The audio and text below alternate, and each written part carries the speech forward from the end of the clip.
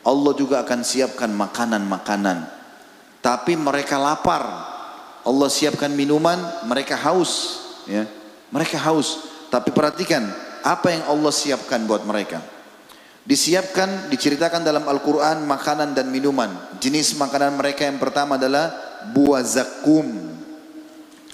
Buah zakum dikatakan terjemahannya adalah mayangnya seperti kepala syaitan. Tumbuh di bawah dasar neraka jahim. Setiap yang memakannya maka ususnya akan terburai. Allah mengatakan di dalam Al-Quran surah As-Saffat surah nomor 37 ayat 62 sampai 68. A'udzu billahi minasyaitonir rajim. Adzalika khairun nuzulan am syajaratuz zakum? Inna ja'alnaha fitnatan lidh-dhalimin. Innaha syajaratun takhruju fi aslil jahim. Tal'uha ka'annahu ru'usus syayatin. Fa innahum la'akiluna minha famali'una minha al-butun. Thumma inna lahum 'alaiha lasyauban min hamim. Makanan surga itu hidangan yang lebih baik ataukah buah zakum? Allah sudah jelaskan tentang surga sebagaimana tadi saya kasih gambaran sedikit tentang buah-buahannya. Masih panjang bahasan tentang makanan dan minuman ahli surga. Tapi Allah mengatakan makanan surga yang sudah aku jelaskan, apakah itu lebih baik? Dan kalian tetap mau mengejar buah zakum? Sesungguhnya kami menjadikan pohon zakum itu sebagai siksaan bagi orang-orang zalim dalam neraka. Sesungguhnya dia adalah sebatang pohon yang keluar dari dasar neraka jahim. Mayangnya seperti kepala syaitan. Maka sungguhnya mereka benar-benar memakan sebagian dari buah itu. Maka mereka memenuhi atau buah itu akan memenuhi perutnya. Atau mereka akan memenuhi perutnya dengan buah zakum itu. Kemudian sesudah makan buah pohon zakum itu pasti mereka akan mendapatkan minuman yang bercampur dengan air yang sangat panas. Kemudian sungguhnya tempat kembali mereka benar-benar ke neraka Jahannam.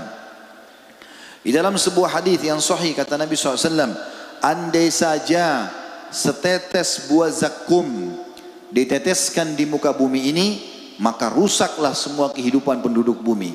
Bagaimana orang yang menjadikan atau dijadikan zakum sebagai makanannya. Dan ingat, penghuni surga tadi tidak lapar dan tidak kenyang, tapi penduduk neraka lapar. Allah buatkan mereka lapar. Lalu mereka teringat di dunia, semasa di dunia, mereka kalau lapar mereka makan. Maka mereka minta makanan. Pada saat mereka minta makanan, maka tangannya terikat, kakinya terikat, mulutnya terbuka secara otomatis. Lalu mau tidak mau, buah zakum itu akan dimasukkan. Lalu dia akan meleleh seperti minyak yang panas ke dalam tubuh, yang membuat seluruh otot-ototnya keluar, terlepas, tinggal tulangnya saja. Itu pun tidak mati. Itu pun dia tidak mati. Yang kedua, pohon daria, yaitu pohon duri yang sangat keras, tidak dapat menggebukan dan tidak menghilangkan lapar, dan dia selalu menyumbat tenggorokan sehingga keluar dari leher-leher penghuni neraka, tidak keluar dan juga tidak masuk ke dalam perut. Kita tahu teman-teman kalau mungkin pernah ketelan tulang, sakitnya luar biasa. Maka ini akan masuk mau tidak mau, tulang-tulang itu besar dan keluar dari pinggir kiri kanan, bagian depan dan belakang tenggorokannya.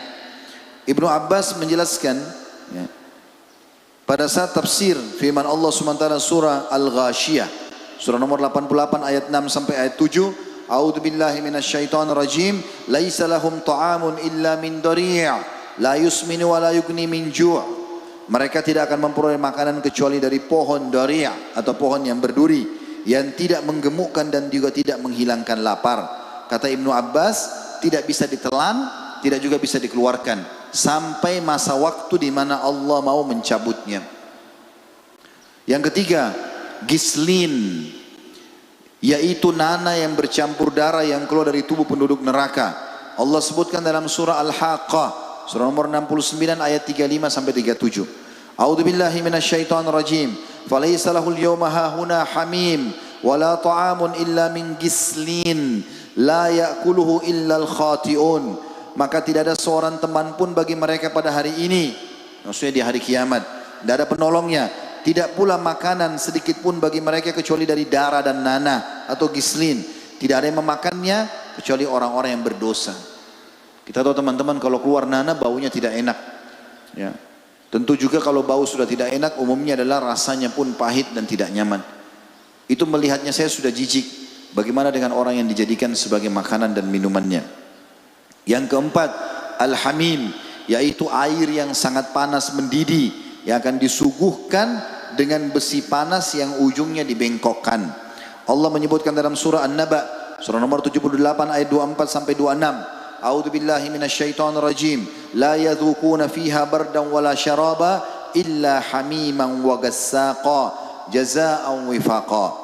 Mereka tidak akan merasakan kesejukan di dalam neraka dan tidak pula mendapat minuman selain air yang mendidih dan nanah yang mendidih sebagai pembalasan yang setimpal.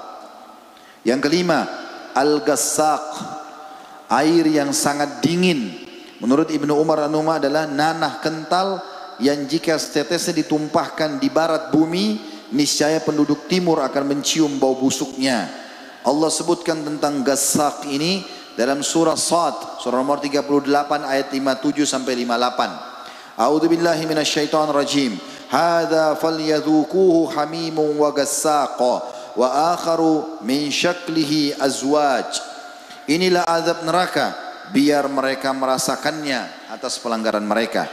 Minuman mereka air yang sangat panas dan air yang sangat dingin, dan azab yang lain yang serupa itu berbagai macam. Tadi kata Ibnu Abbas ini adalah nanah yang didinginkan yang baunya sangat busuk, kemudian dipaksakan masuk ke dalam tenggorokannya sehingga merobek seluruh tubuhnya.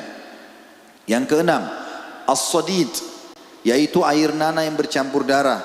Ibnu Rajab berkata, air sadid akan membuat wajah mereka hangus, sekaligus membuat seluruh kulit kepala dan rambut mereka mengelupas. Allah sebutkan dalam surah Ibrahim, surah nomor 14 ayat 16 sampai ayat 17. A'udzu billahi minasyaitonir rajim. Min waraihi jahannamu wa yusqa min ma'in sadid yatajarrahu wa la yakadu yusigu wa ya'tihi al-mautu min kulli makani wa ma huwa bimayyit wa min waraihi adzabun ghalidh. Di hadapan mereka ada jahannam dan dia akan diberi minuman dengan air nanah. Diminumnya air nanah itu dan hampir dia tidak bisa menelannya. Makna tafsirnya karena banyaknya dituangkan air nanah sampai perutnya penuh dan sampai keluar dari tenggorokannya, terus saja dituangkan sehingga memaksa dia harus menelannya. Dan datanglah bahaya maut, dia merasakan seperti dia akan mati. Tapi dari seluruh penjuru, tapi dia tidak juga mati, dan di hadapannya masih ada azab yang berat. Yang ketujuh, muhul, air muhul, yaitu endapan minyak yang berwarna hitam yang mendidih. Allah berfirman dalam surah Ad-Dukhan, surah nomor 44 ayat 45 sampai 46. A'udzu billahi minasyaitonir rajim. Kal muhli yagli fil butun kagallil hamim. Kotoran minyak yang mendidih dalam perut seperti mendidihnya air yang sangat panas.